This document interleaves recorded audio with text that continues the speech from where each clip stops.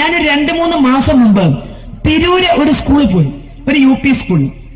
അപ്പൊ അവിടുത്തെ ടോയ്ലറ്റ് കാണാനിടയായി. ആ സ്കൂളിൽ ചെന്ന സമയത്ത് അതിന്റെ ടോയ്ലറ്റ് പെട്ടെന്ന് ശ്രദ്ധയിൽപ്പെടും നമ്മുടെ.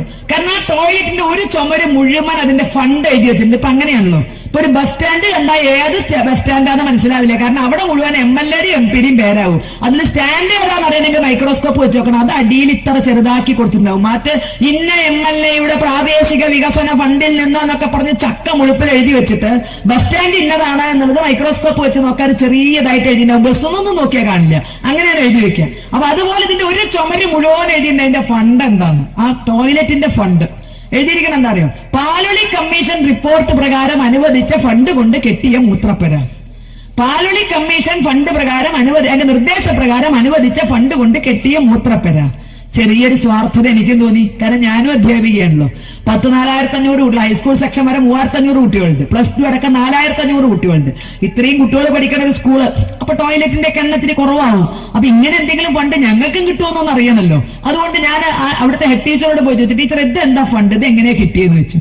അപ്പൊ ടീച്ചർ പറഞ്ഞു, അത് മുസ്ലിം കുട്ടികൾ കൂടുതൽ പഠിക്കുന്ന വിദ്യാലയങ്ങളിൽ ടോയ്ലറ്റുകൾ നിർമ്മിച്ചു കൊടുക്കണം എന്ന് സഖാവ് പാലൊളി നിർദ്ദേശം കൊടുത്തിട്ടുണ്ടത്രേ.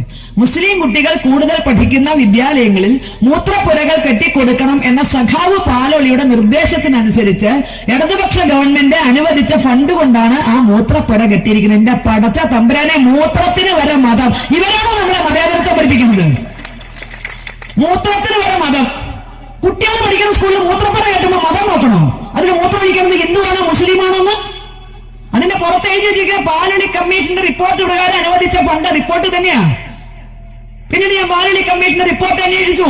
അതിനകത്ത് നിർദ്ദേശമുണ്ട്, മുസ്ലിം കുട്ടികൾ കൂടുതൽ പഠിക്കുന്ന വിദ്യാലയങ്ങളിൽ മൂത്രപ്പുര കെട്ടണം. അപ്പൊ ഹിന്ദു കുട്ടി എന്ത് ചെയ്യണം? റോഡിലിരുന്ന് മൂത്രമൊഴിക്കണം. മതേതരത്വത്തിന്റെ ഏടുകൾ പഠിപ്പിച്ചെന്നവർ ചിന്തിക്കുക. ഇനി ആ മൂത്രപ്പുര പോണ കുട്ടിയുടെ വികാരം എന്തായിരിക്കും? അവിടെ കുറച്ച് ഹിന്ദു കുട്ടികളും ഉണ്ടാവുമല്ലോ, കൂടുതൽ മുസ്ലിം കുട്ടികളുണ്ടാവും. അതിന്റെ ഇടയിൽ ഒരു ഹിന്ദു കുട്ടി മൂത്രമൊഴിക്കാൻ പോകും, മുസ്ലിം കുട്ടി എന്ത് ചെയ്തിരിക്കണം? അമ്മക്ക് തന്നിട്ടുള്ള മൂത്രപ്പരയിൽ വന്നിട്ട് നാണല്ലാണ്ട് വന്ന് മൂത്രമൊഴിച്ചു പോകണു എന്ന് അവര് ചിന്തിക്കണം. പോണ ഹിന്ദു കുട്ടിയുടെ മനസ്സിലോ ഗതികേട് വേറെ നിവൃത്തിയില്ല. അതിപ്പോ മൂത്രമൊഴിക്കാൻ തോന്നിയാൽ മൂത്രമൊഴിക്കാനേ പറ്റുമോ? ഇതിൽ പോയി ഒഴിക്കേണ്ടി വന്നോലോ എന്റെ ഭഗവാനെ എന്ന് മറുഭാഗത്തും. ഈ 2 കുട്ടികളാണോ നാളെ മതേതരത്വം സംരക്ഷിക്കുന്നത്? റോട്ടിൽ ചങ്ങല കെട്ടിയാൽ മതേതരത്വം ഉണ്ടാകുമോ? റോട്ടിൽ നിന്ന് മുദ്രാവാക്യം വിളിച്ചാൽ മതേതരത്വം ഉണ്ടാകുമോ?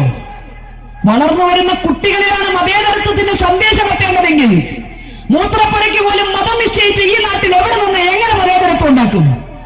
ഈ സാക്ഷര കേരളത്തിൽ കൊടുത്തൊരു നിർദ്ദേശമാണ്. ധൈര്യമുണ്ടെങ്കിൽ ഹിന്ദുത്വത്തിന്റെ മണ്ടയ്ക്ക് കയറുന്ന ഇവിടുത്തെ സഖാക്കളോട് ഞങ്ങൾ വെല്ലുവിളിക്കുന്നു. ധൈര്യമുണ്ടെങ്കിൽ നിങ്ങൾ ഇവിടുത്തെ ഹൈന്ദവ സമൂഹത്തിന് മുന്നിൽ പാലൊളി കമ്മീഷൻ സമർപ്പിച്ച റിപ്പോർട്ടുകൾ എഴുതി തരിക, പ്രദർശിപ്പിക്കുക. നിങ്ങൾ എന്നിട്ട് തെരഞ്ഞെടുപ്പിനെ നേരിടുക.